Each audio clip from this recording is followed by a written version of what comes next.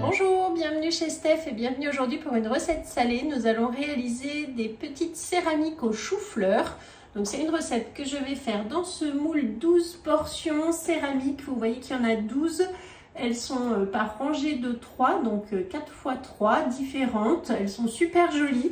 Et là, on va faire une jolie petite entrée. Donc c'est parti, je vous montre, c'est très facile à réaliser. Le moule céramique est posé sur la plaque en aluminium. On aura besoin d'un cul de poule, un pichet verseur, le tornado, la cuillère magique avec la spatule double embout.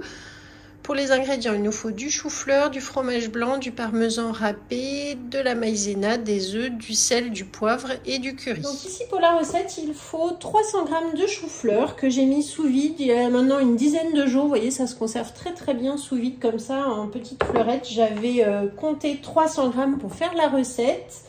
Donc je vais ouvrir. Grâce à mon bicep, le système de mise sous vide, vous voyez qu'on peut conserver les aliments, la fraîcheur, la qualité. Ils sont toujours aussi croquants. Donc là, depuis 10 jours sous vide, je vais les mettre dans le tornado pour pouvoir mixer en fine semoule et ensuite mettre du coup dans mon cul de poule ici.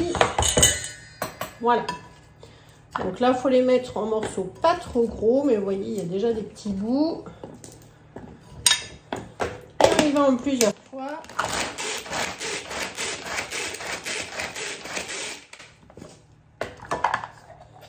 Je verse dans le cul de poule.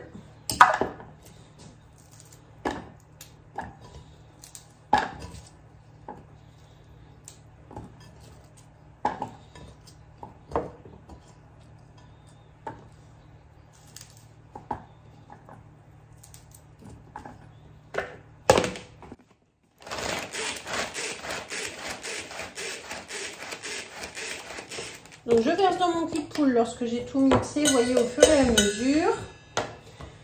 On racle avec la spatule double embout, toujours à portée de main. Ensuite, dans le pichet verseur, je vais casser 2 œufs entiers.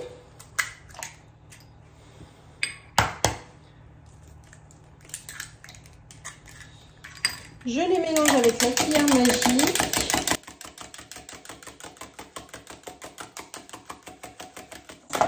J'ajoute 350 g de fromage blanc. Donc le fromage blanc que j'ai réalisé dans ma Borealia avec du coup la recette du chef. Je mélange de nouveau avec la cuillère magique les œufs, le fromage.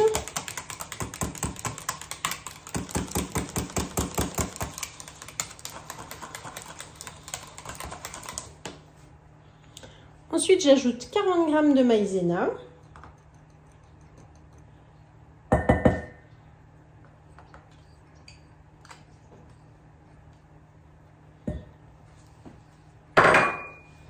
Je mélange du sel, du poivre et enfin l'équivalent d'une cuillère de curry.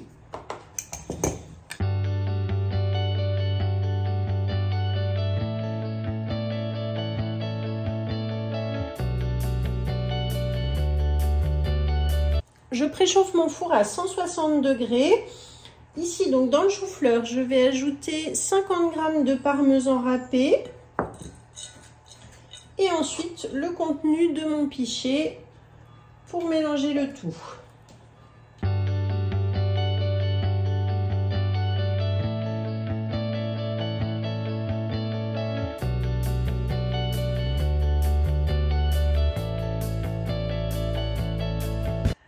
Enfin, du coup, je peux maintenant remplir mes petites empreintes. Donc, grâce à la louche, je vais verser une petite louche dans chaque.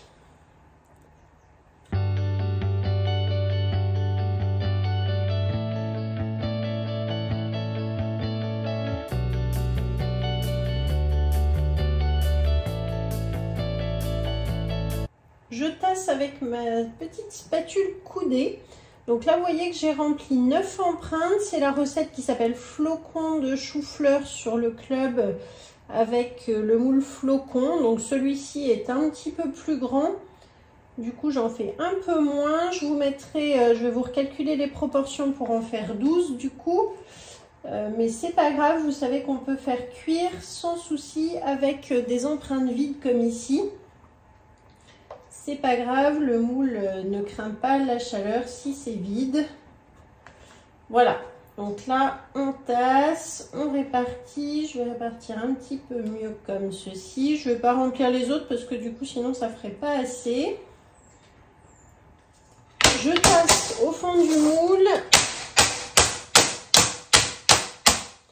Et là, j'enfourne pour 40 minutes à 160 degrés. On se retrouve tout à l'heure pour le démoulage.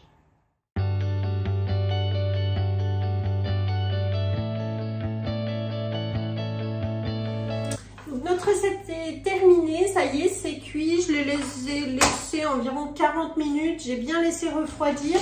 Maintenant, je vais prendre ma grille à pâtisserie pour démouler. Donc, je pose la grille, la plaque, je retourne. Et là, je peux démouler. Hop.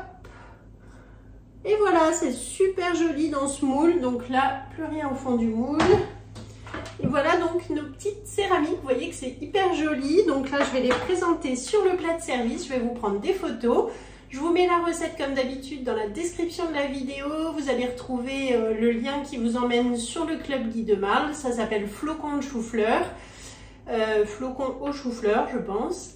Vous allez retrouver également la liste du matériel que j'ai utilisé, la liste des ingrédients et tous les liens pour me suivre, me contacter. Donc voilà, regardez bien dans la description en bas. Merci pour votre partage, merci de me suivre, de vous abonner et je vous dis à très bientôt pour une prochaine recette. Merci.